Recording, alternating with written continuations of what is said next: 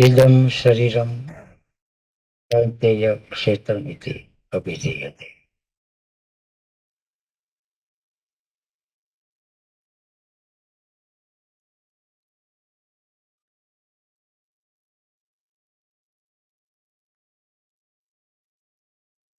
तब तक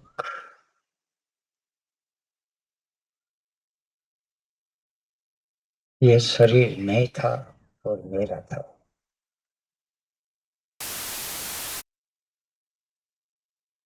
इसी क्षण शरीर को प्रकृति को सौंप दो।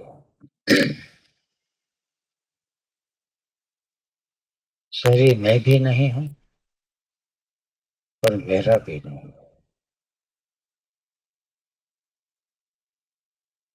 मनोबुद्धि अहंकार चित्ता में न अहम। मन भी नहीं हूं, बुद्धि भी नहीं हूं, चित्त भी नहीं। इदम शरीर, यह शरीर में प्रेजेंस आ जाए,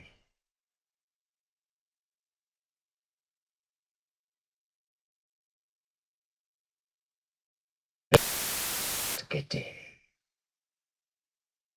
भाव को। प्रकृति में प्रेजेंस आती है, उसको भाव कहते हैं। एब्सेंस को अभाव कहते हैं।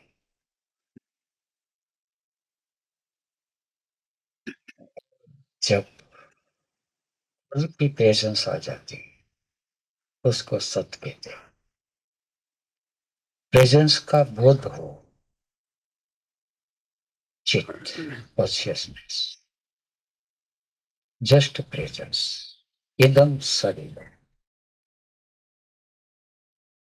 अब ये क्षेत्र बन गया। क्षेत्र में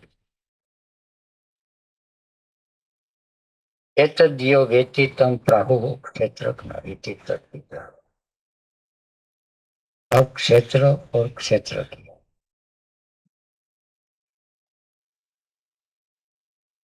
क्षेत्र हम विधि सर्व क्षेत्रेषु भारत। क्षेत्र क्षेत्रज्ञ यो ज्ञानम यत्र ज्ञानम मतम। क्षेत्र और क्षेत्रज्ञ जो जानते हैं, पहचानते हैं, उसका फर्क भीतर महसूस होता है, तो वही ज्ञान सही ज्ञान है। दूसरा, किसी भी तरह का ज्ञान जो है वो मिथ्या ज्ञान है।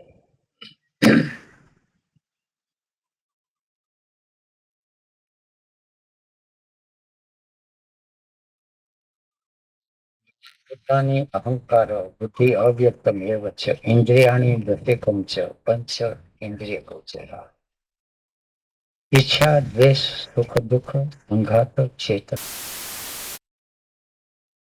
24 द्रव्य से बना हुआ ये शरीर, शरीर में 7 तरह का विकार होता है। ट्रांसफॉर्मेशन, चेंज, ट्रांसम्यूटेशन, उसको विकार कहते हैं। प्रकृति में विकार होता है, क्षेत्र में, क्षेत्र प्रभाव।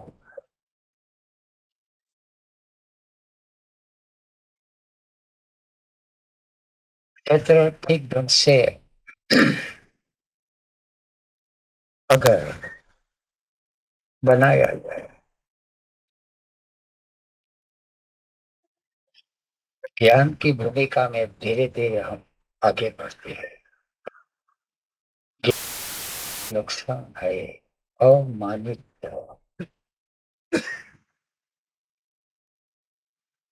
अमानित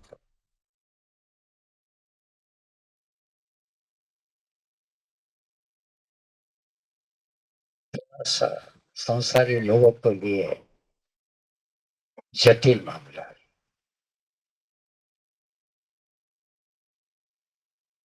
संसारी लोग को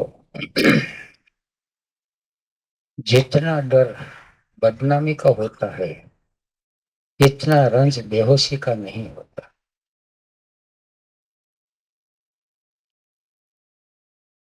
अध्यात्म के क्षेत्र में जागृति, होश, उसका मूल्य है। क्या नाम है, क्या स्टेटस है, जज है कि पीयून है, श्रीमंत है या रम, पदाधिकारी है या कुछ इधर उधर भटकते फिरते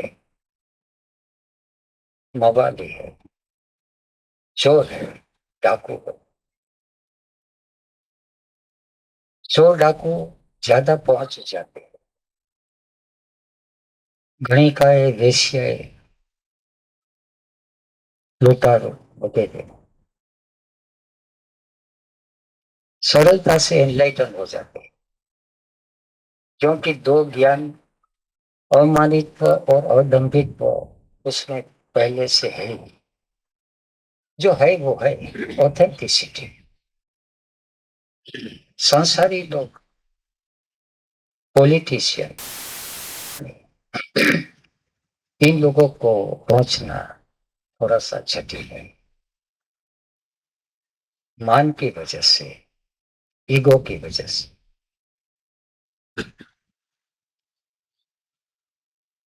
ओशो ने शुरू शुरू में जब संन्यास दीक्षा दी,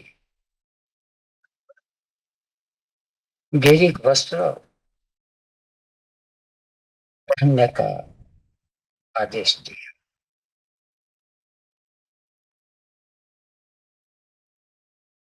लोग घबराते, सामने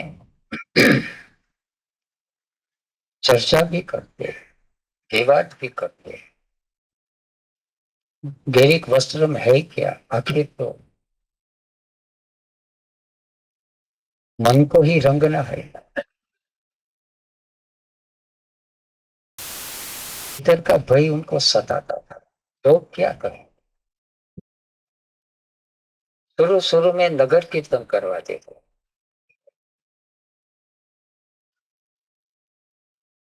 खुले बाजार में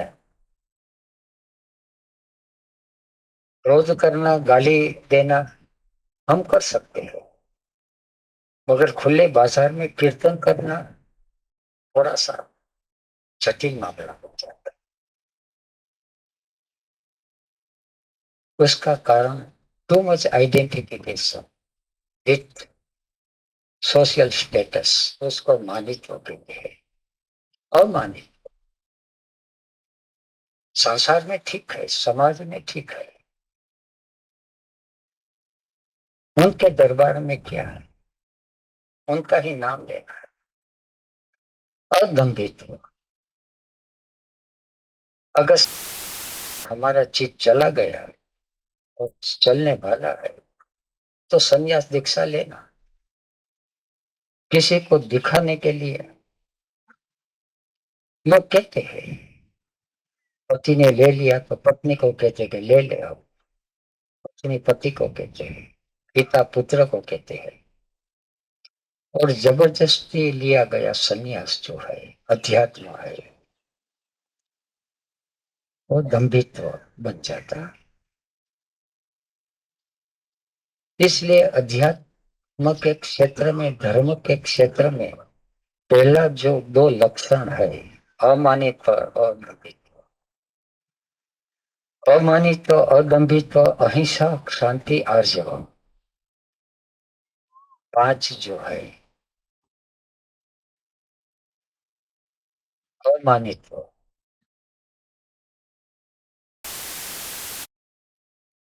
ऑथेंटिसिटी, अदम्भित्व, हिपोक्रेसी न हो, अहिंसा, चित्त में किसी के प्रति निगेटिव न हो, जेलसी न हो,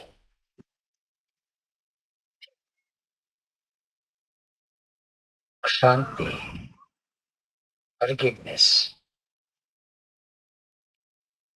जो कुछ अब तक हो गया बन गया, जस्ट फॉरगेट एंड फॉरगिव। और आर्जव, सरलता। इसके बाद गुरु हमको स्वीकार करते हैं, आचार्य उपासक। वहां तक तो स्वीकार ही नहीं करते। जैसे बच्चे को हम भेजते हैं बाल मंदिर में, बाल मंदिर में खेलते हैं कूदते हैं, स्कूल और पढ़ाई की ओर धीरे धीरे उनका रस बढ़ता जाए, थोड़ी सी जिम्मेवारी, थोड़ी थोड़ा सा शिक्षण का रस आने लगता है, तब उनको पढ़ाए जाते हैं। वहां तक तो बाल मंदिर में ही रखते हैं। ऐसे जहां तक जिसको संसार में मान अपमान, नाम बदनाम का डर है, उसको धीरे धीरे तैयार करते हैं। कोसों का संन्यास लिया, बदनाम हो गया, शिविर में गए, बदनाम हो गए। सच है, संसार जो है, संसार का व्यवहार है, वो आर्टिफिशियल है, रियल नहीं है। आर्टिफिशियल, कृत्रिम, उनमें इतना हम उलझ गए और उनको ही हमने रियल सत्य मान रखा है। और माने ये है, ठीक है। किसी को बिजनेस में मुनाफा हुआ, किसी को घाटा लगा, क्या है? अगर रोने लगे बिजनेस में घाटा लगा, तो अब संन्यास के पात्र अभी तक नहीं है, ठीक है। समाज और संसार के लिए गंभीर मामला है, अध्यात्म के लिए। जैसे ताश हम खेलते हैं, बाजी हार गया, बाजी जीत गया, खेल मात्र है। अमानित्व, अदम्भित्व, अहिंसा, शांति, आर्जव, बाद में स्कूल वर्क, बाद में आश्रम के पात्र होते हैं,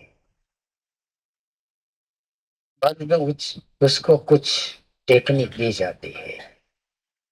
अब उसके क्षेत्र में क्या क्या दिखा है, किस तरह की संभावना है वो गुरु देखते हैं और उसके बाद धीरे धीरे आगे रास्ता बताते हैं। आचार्य उपासना, आचार्य के पास जो चला जाता है बाद में पहला काम जो करता है शौच,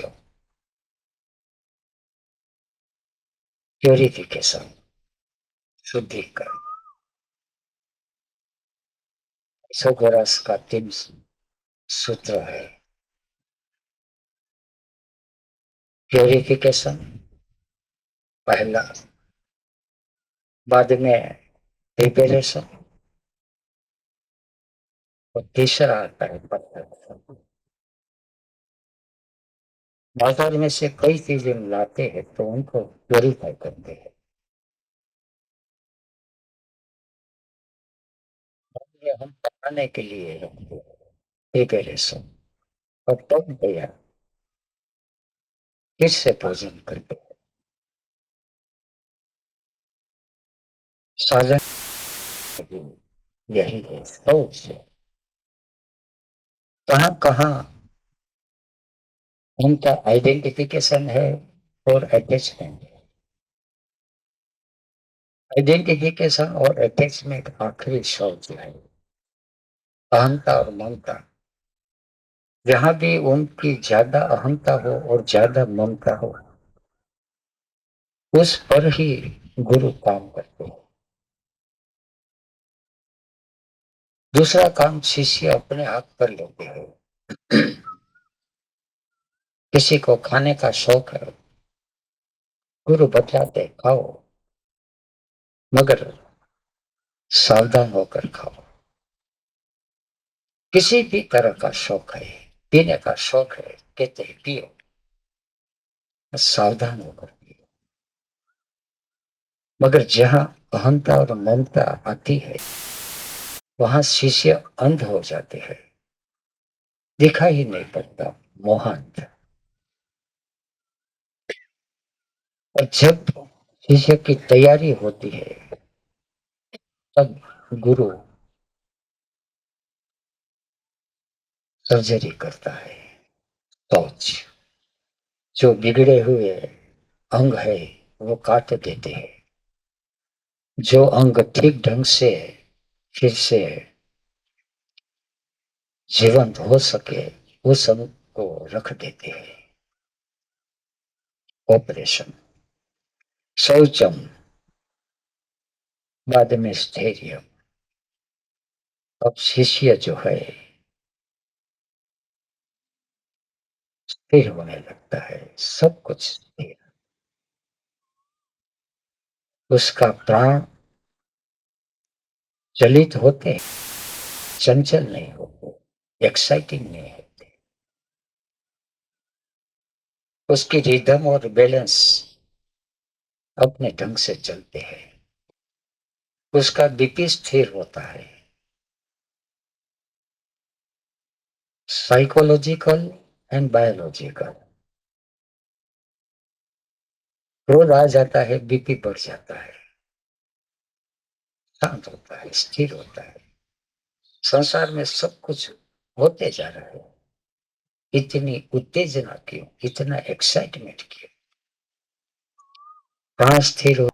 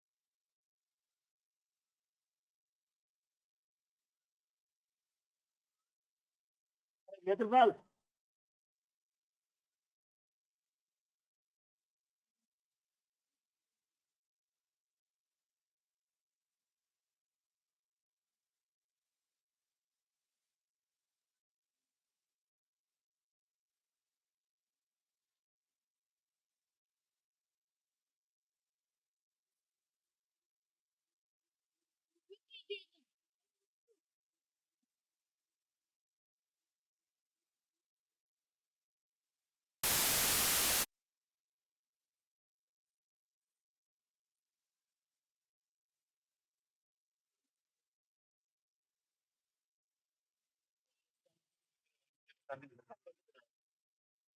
बैठा नहीं है। और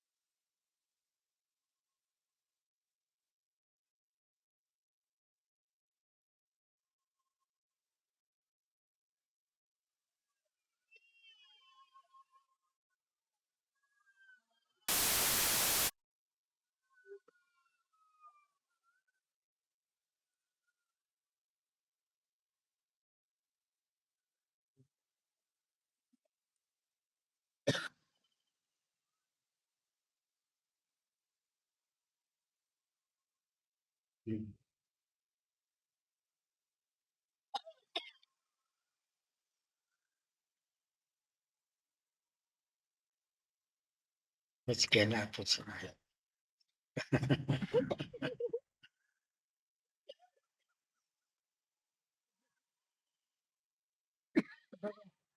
ट्रांसम्यूटेशन એટલે શું? બહુ शब्द है ट्रांसम्यूटेशन, उनका क्या अर्थ होता है?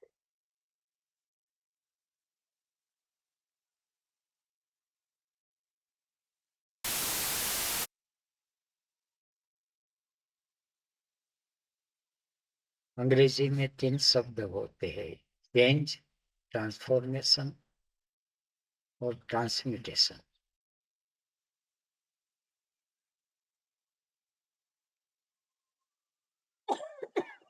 पानी से बर्फ हो जाए, पानी से भाप बन जाए, भाप से फिर पानी बन जाए, बर्फ से सिर्फ पानी बन जाए, फिर तो ये पानी की अवस्था में चेंज है, बदला होता है, रूपांतर नहीं।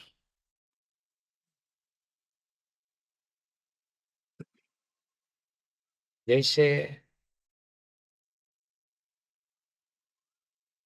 चेंज में एक अवस्था में चले जाए, फिर से ये अवस्था, उसको चेंज कहते हैं।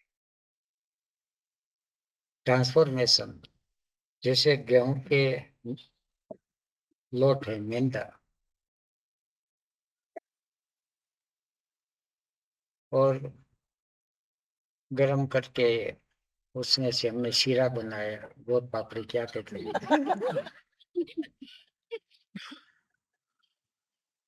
रोटी बनाई, ब्रेड बनाई, फिर से वो में लोट आटा नहीं बन सकता। तो उसको ट्रांसफॉर्मेशन कहते हैं। और ट्रांसम्यूटेशन जो है, ट्रांसफॉर्मेशन में केमिकल चेंज होते हैं और ट्रांसम्यूटेशन में एल्केमिकल चेंज, जैसे लोहे का सुवर्ण हो जाए। तो जीव का शिव, ये ट्रांसम्यूटेशन है। जीव का डॉक्टर हो जाना, ये ट्रांसफॉर्मेशन है।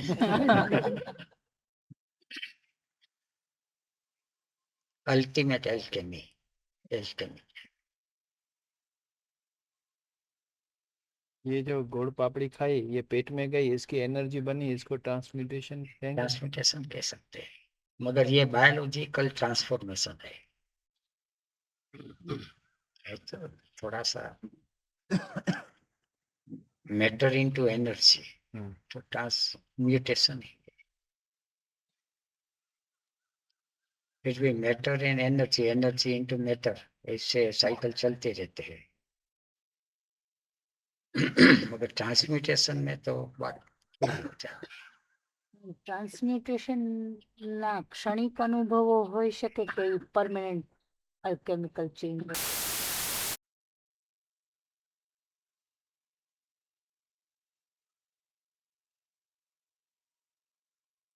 પછી નીચે ન આવી શકે એવું બીંગ બદલી જાય. કોમ્પ્લેક્સ છે થોડું બધું.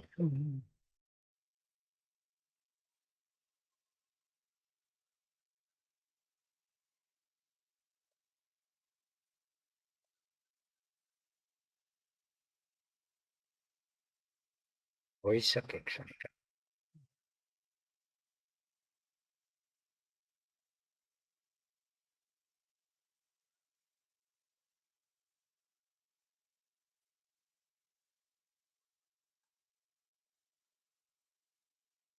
जैसे हम अन्न लेते हैं तो अन्न से सेक्स एनर्जी बनती है, वो ट्रांसफॉर्मेशन है, एक गहरी है, फिर भी नेचुरल ट्रांसफॉर्मेशन कुदरत बनाती है। मगर सेक्स एनर्जी से कुंडलिनी बनती है तो वो ट्रांसम्यूटेशन है।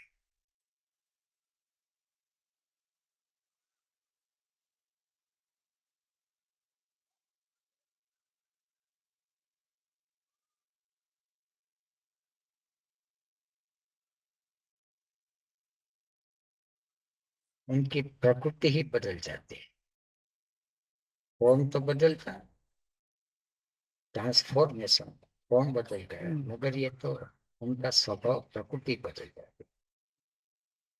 सेक्स एनर्जी का जो सहज प्रकृति है डाउनवर्ड फ्लो, तो डाउनवर्ड जाती ही नहीं, अपवर्ड फ्लो बन गई।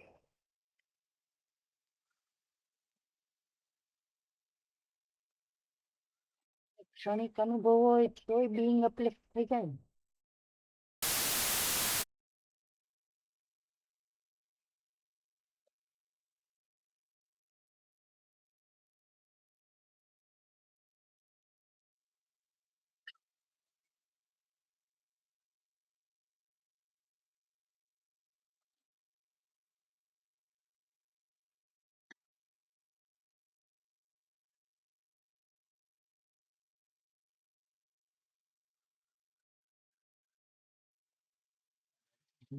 वो जो पूना में ऊर्जा दर्शन देते थे, कार्यक्रम था, वही मैंने पढ़ा है।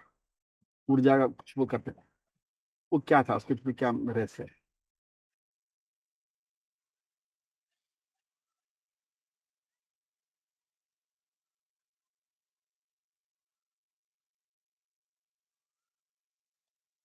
ऊर्जा का मतलब है शक्ति, ऊर्जा दर्शन शक्ति पाठ।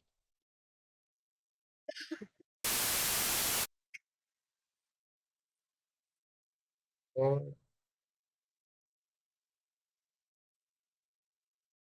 ऊर्जा का जितना ही प्रकार है उतनी प्रकार की शक्ति पाठ हो सकते हैं।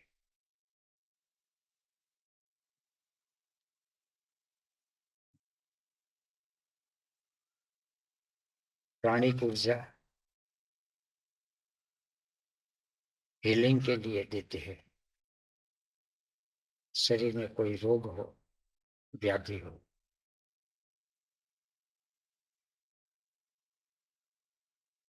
साइकिक एनर्जी की ऊर्जा देते हैं अपलिफ्ट के लिए, अपर लिफ्ट की। अपलिफ्ट, या कहीं भी उनकी यात्रा अटक गई तो धक्का देने के। और कॉन्शियस एनर्जी का जो देते, जैसे दिए से दिया जल जाता है, दिए के पास में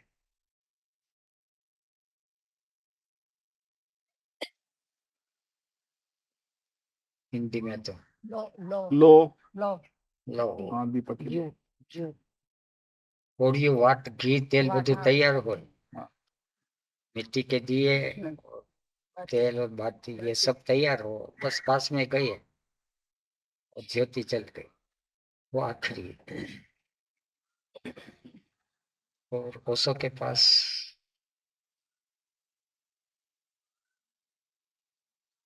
सब तरह की शक्ति थी, सब तरह की।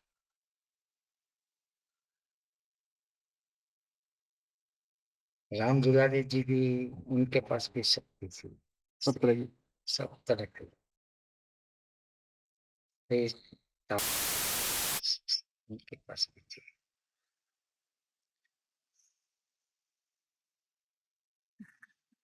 ટ્રાન્સમ્યુટેશન નું પૂછ્યું ને ત્યારે મને નેક્સ્ટ પ્રશ્ન એવો થતો હતો કે ગુરુના સાનિધ્યમાં એવા અનુભવો શક્યતાઓ રહે ને. हम्म।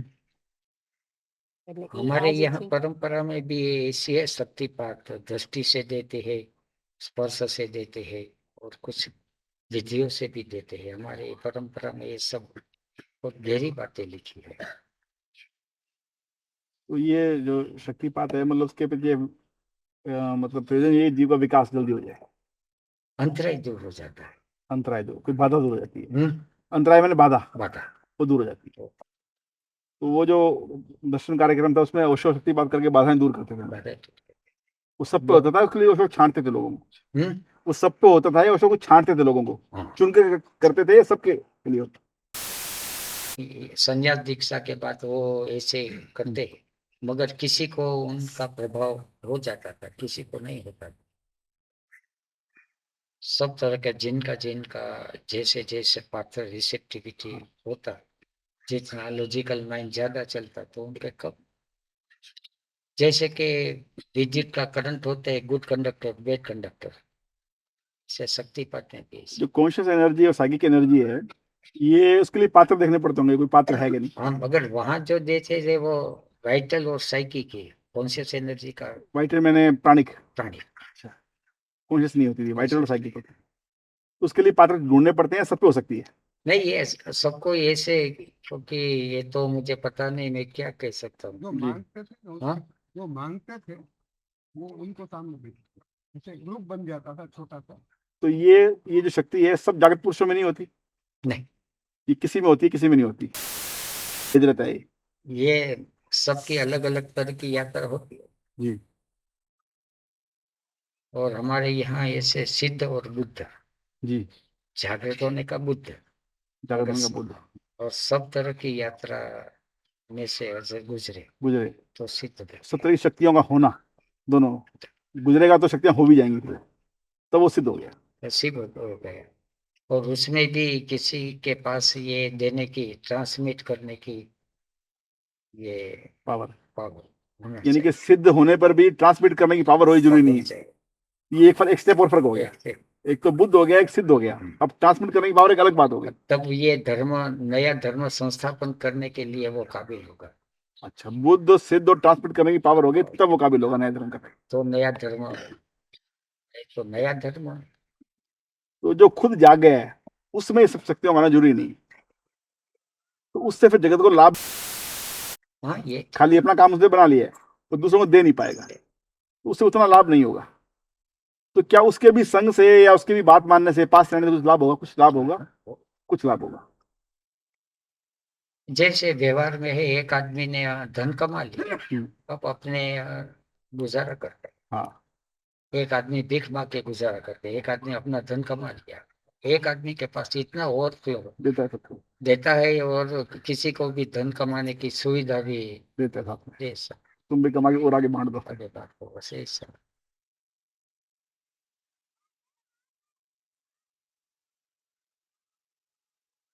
तो ये जो पुरुष इस तरह के हैं जो दूसरों को दे पाते हैं, दूसरों को ट्रांसमिट करने की पावर भी है, तो इतनी जो हाई है, तो इस तरह के बुद्ध भी हर समय में होते हैं, हाँ। इस तरह के पुरुष भी हर काल में होते हैं।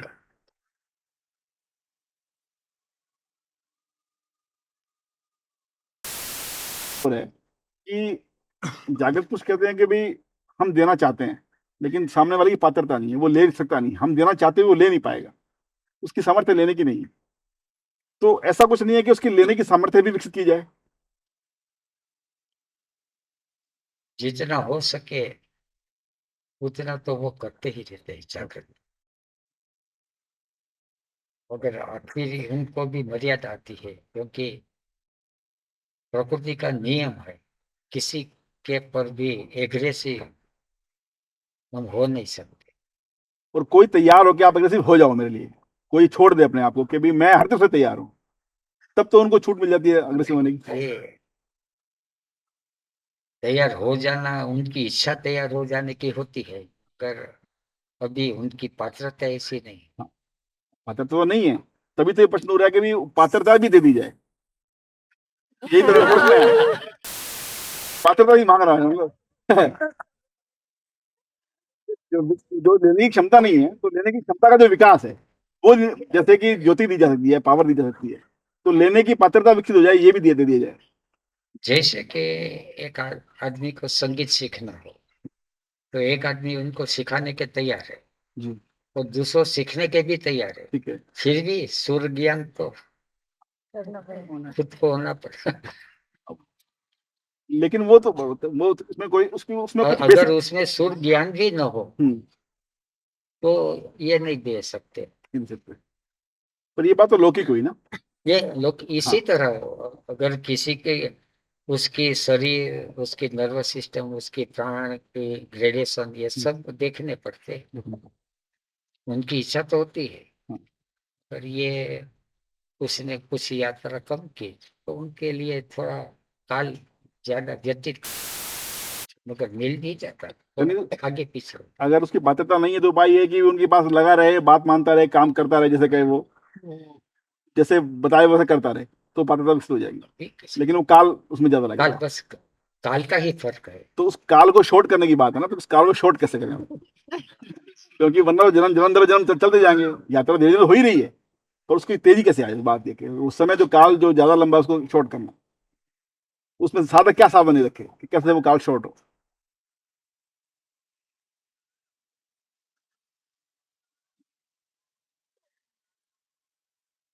वो हर आदमी का अलग अलग होगा शायद, काल शॉर्ट कैसे हो मतलब।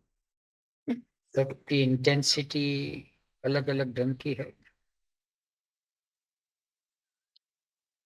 और सबकी इच्छाएं भी अलग अलग ढंग की है। शायद आपने योग सूत्र पढ़ा होगा, मृदु तथापि विशेष। किसी की प्यास मृदु है, किसी की प्यास मध्य है, किसी की अधिमात्र है। उस तरह से ये योग की यात्रा चलती है। इंटेंसिटी सब में अलग है।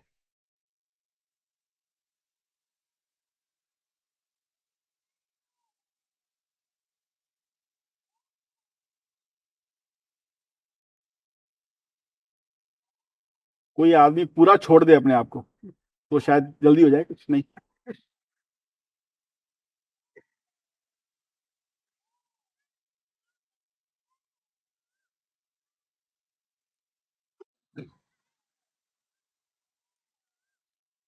उत्तर देना तो मेरे लिए कठिन है। अपने आप को पूरा छोड़ दो, जी, किसी जागृत पुरुष के हवाले कर देगी। जागृत पुरुष के हवाले करके, या तो अस्तित्व के हवाले। ऐसे तो दिखता नहीं है ना अभी। उसके लिए अभी इतना वो नहीं है। जागृत पुरुष जो है वो अस्तित्वगत ही बन गया, जी। उसमें ईगो हम्म, या बहुत कम रहेगा। हम्म। अब उसको ग्रेस कहते हैं, कृपा, अनुग्रह। तो अपना काम हमने पूरा कर लिया, मगर अनुग्रह, ग्रेस कब उतरेगी ये नहीं बता नहीं सकता। पता। ये जैसे बारिश जैसा है जी। पर कि हवाले करना काम तो सादा करेगा। सब करते हैं,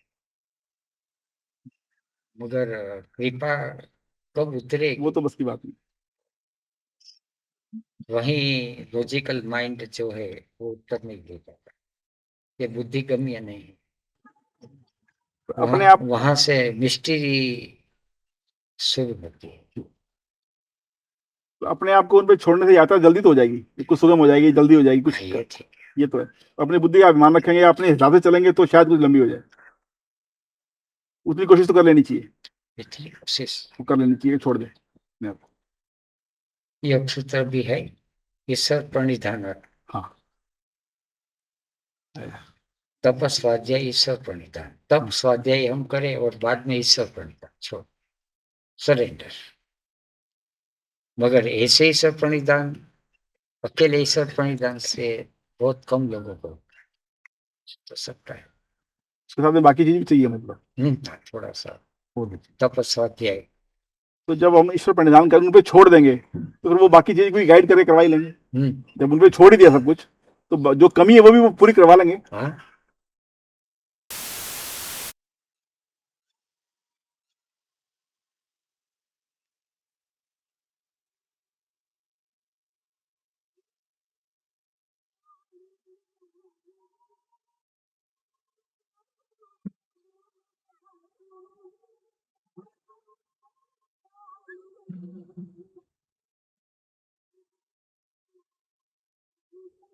ખબર?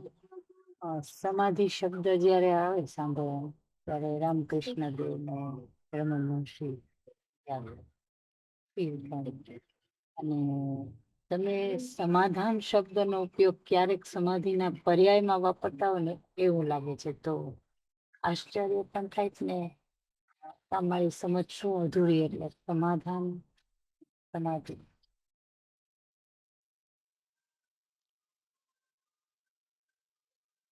ઓલું એમ લાગે કે અમારા એકદમ ઇમ્પોસિબલ, તમે એટલું સિમ્પ્લિફાઈડ કરો છો એમ લાગે કે સમાધાન તો ઘણી રીતે. समाधान और समाधि एक ही रूट के है।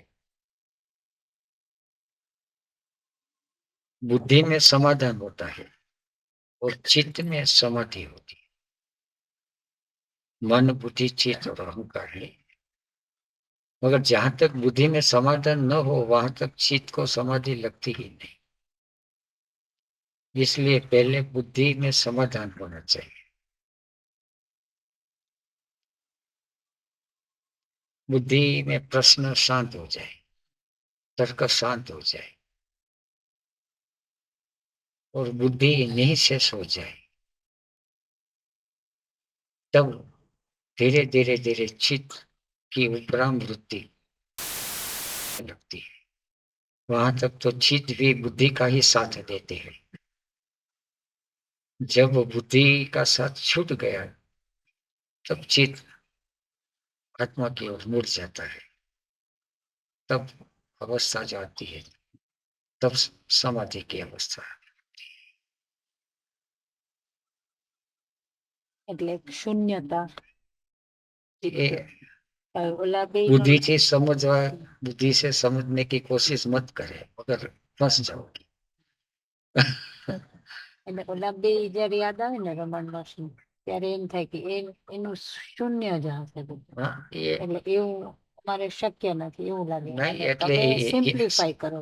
शक्य नहीं ऐसा दिखाई पड़ता है आपकी बुद्धि की आग्रह की वजह से। अगर सबसे ज्यादा सिंपल है, बुद्धि की वजह से उलझ जाते हैं। परम देख हमारी जैसी बुद्धि तो भाव समाधि लग जाती है। किसी ने राम कृष्ण बोया, धुन लगाई, समाधि हो गई। બીજી યાદ और हम तो बहुत આવે. ग्रेजुएट है और विज्ञान का युग है, इसलिए हम बोले चाहते हैं। सरल है। अगर धुन बजाओ संगीत की और डूब जाओ, समाधि लग जाएगी। सोचना मत। उस समाधि से भी काम हो जाता है। बस ये बुद्धि चल के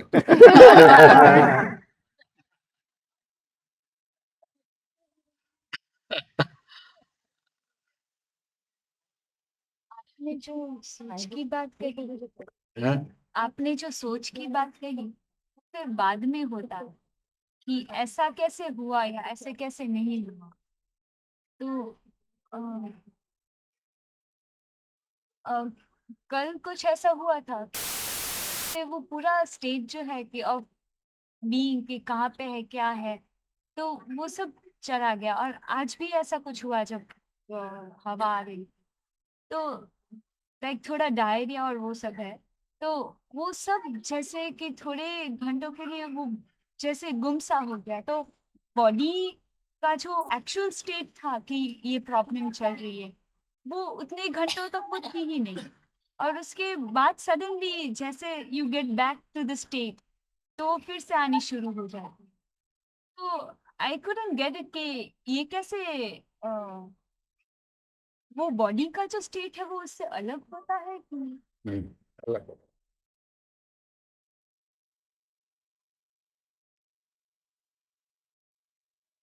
बॉडी का आधार लेता है, पर बॉडी में नहीं होता, बॉडी से अलग है। बॉडी में जो होता है वो सेंसेशन, जैसे भूख लगी है, गर्मी ठंड लग रही है। और समाधि की प्रतीति बॉडी में नहीं।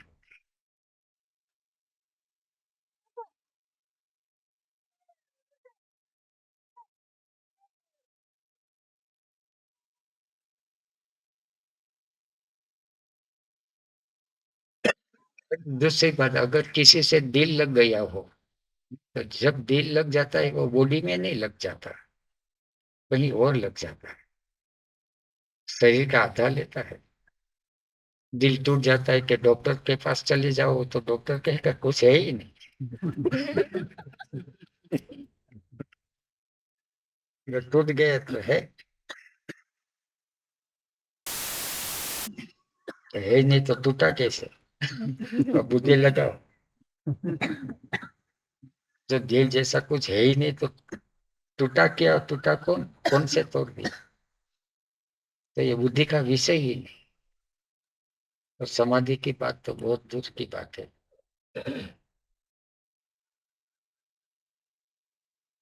आपने कहा बॉडी का आधार लेता है, लगता कहीं और है। तो ये बॉडी का आधार आधार लेता है, कहाँ लगता है फिर वो? हाँ, वो से ढूंढ निकालो, अगर किसी से दिल लग गया हो तो। तो क्या है, ये बात ही कैसे करें? यहाँ किसी को भी दिल लग गया हो तो उनको पता चलेगा कि ये जब लग जाता है तो कोई किसी और ही जगह होती है, कार्डियोग्राम में आएगी ही नहीं।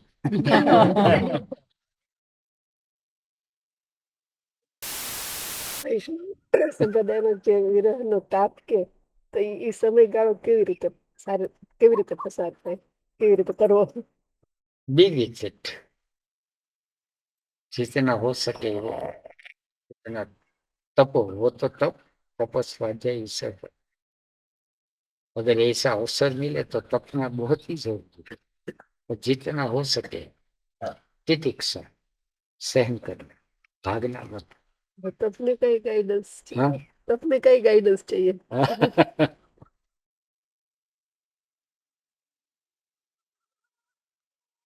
ગુજરાતે છાણા લાકડાથી એ બળે અને ગેસનો ચૂલો સળગાવી દો પડે। બહુ તપવું હોય તો ગેસનો ચૂલો રાખો।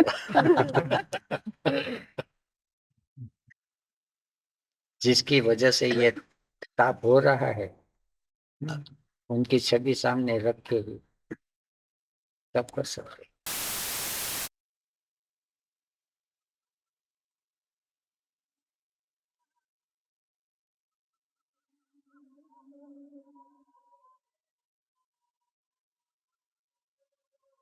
कृष्ण की छवि मीरा ने सामने ही रखी थी, मूर्ति थी।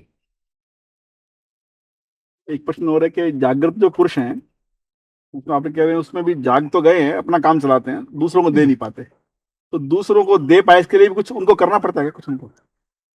बहुत कुछ करना पड़ा, वो- सारा का सारा सिस्टम पहले से ही, क्योंकि दूसरों को किस ढंग से दे पाएगा। जैसे कि एक आदमी ने धन कमाया, पर कमाना एक बात है, वो धन को कहाँ उपयोग करना, कहाँ दान करना, कहाँ, तो ये दूसरा क्षेत्र ही है।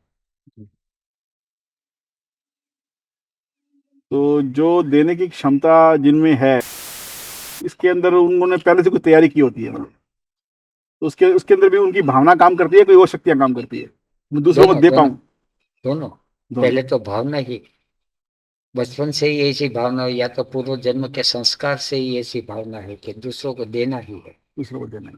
और हमारे यहाँ तो पहले से ही छोटे बच्चे हैं तो दान का महिमा बहुत ही है ना। हाँ। किसी भी तरह का दान। अब तो ये दान, अगर किसी अन्नदान, धन का, शक्ति का, किसी भी तरह का तो वो भावना काम करके विकसित होती है, उससे वो शक्तियां प्राप्त होती हैं उसमें देने की।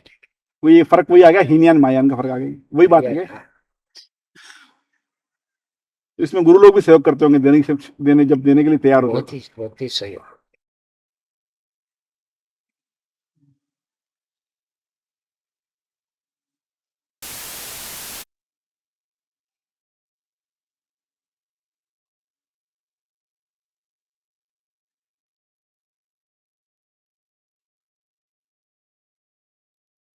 ખબર જેનું મગજ બહુ જ આમ લોજિકલ હોય, બહુ જ બુદ્ધિ પ્રધાન હોય, એને થોડુંક ભાવનાત્મક થવા માટે શું કરવું જોઈએ?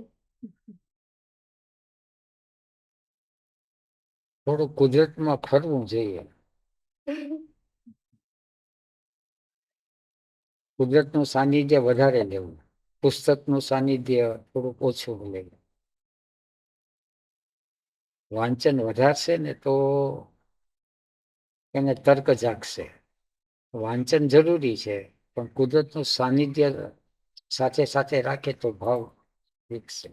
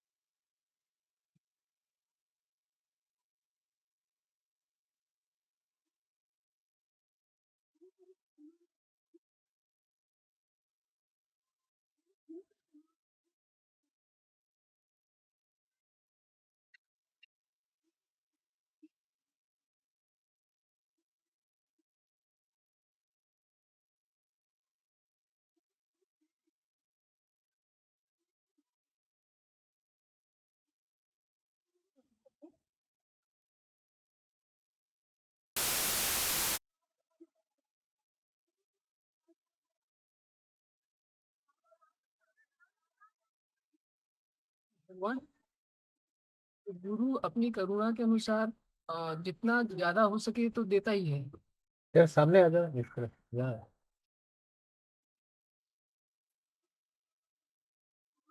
भगवान गुरु अपनी करुणा के अनुसार जितना ज्यादा से ज्यादा हो सके देता ही है, तो शिष्य को मांगने की जरूरत तो नहीं है ना गुरु से कुछ। नहीं, जरूरत है ही नहीं।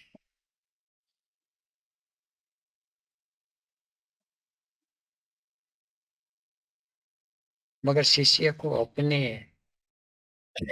जैसे किसान मांगते हैं बारिश को, तो बारिश तो बस बरसती ही है, फिर भी मांगते हैं अपने के लिए। उनकी कृपा तो के लिए होती ही रहती है, मगर हम अज्ञानी जीव हैं, इसलिए हम थक जाते हैं। तो दुख से, पीड़ा से जब हम गिर जाते हैं तब मांगते हैं, तो उनको तो पता है ही।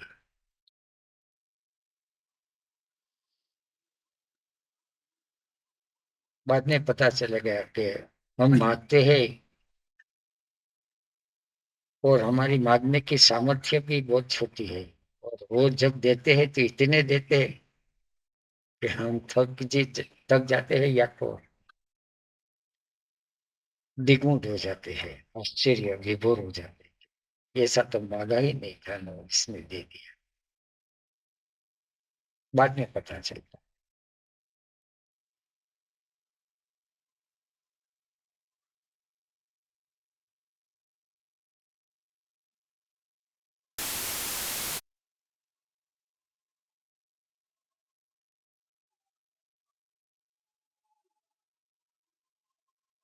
दृष्टांत रूप से कहते, राजा के पास एक गरीब भिखारी का छोकरा चला जाता है, क्या मांगते? कुछ चना दालियां मांग लेंगे। राजा के पास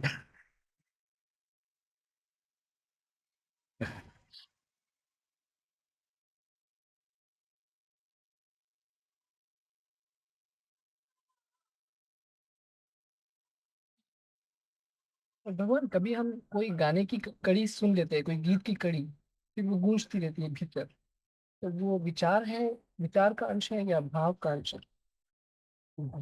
भाव का अंश थोड़ा होता है, तब ये बार बार गूंजती है तो शब्द का ही, मगर शब्द के साथ थोड़ा भाव जुड़ गया हो तब ये गूंजने लगा, नहीं तो सुन लिया वो चला गया।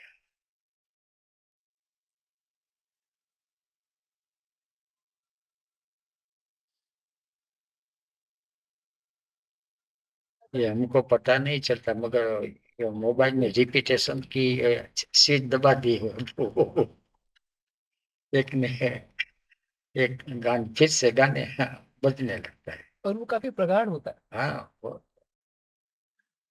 अगर उसी को हम सहयोग ले सकते हैं जब, तो ठीक तरह से जब में हमारा अटेंशन भावपूर्ण बन गया, तो वही जो सिस्टम है रिपीटेशन की, वो सहयोगी बन सकती है। नहीं तो बाधा भी बनती है, वो सिस्टम है। अगर किसी ने गाली दी तो गाली गुनती बार बार।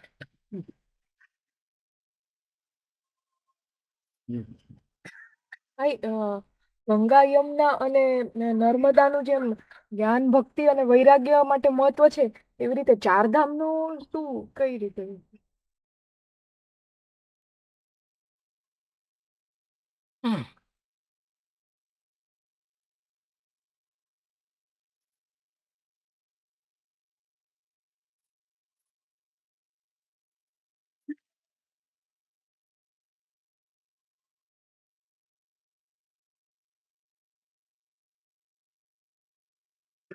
बहुत तो खबर नहीं।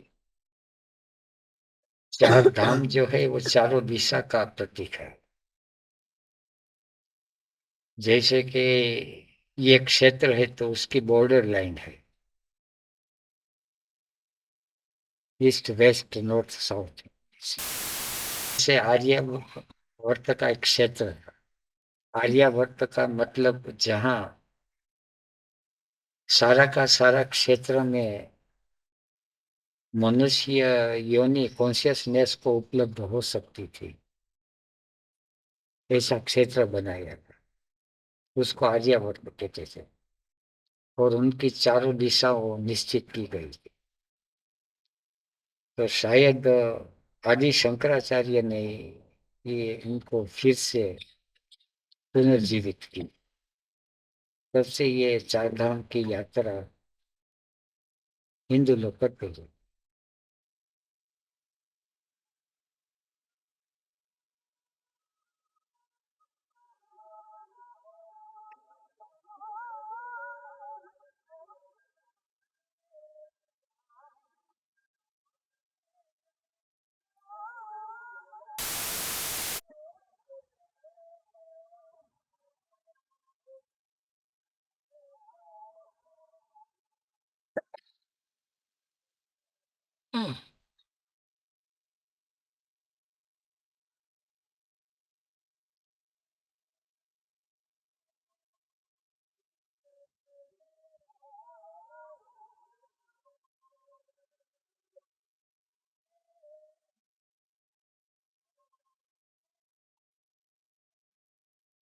ओके, क्या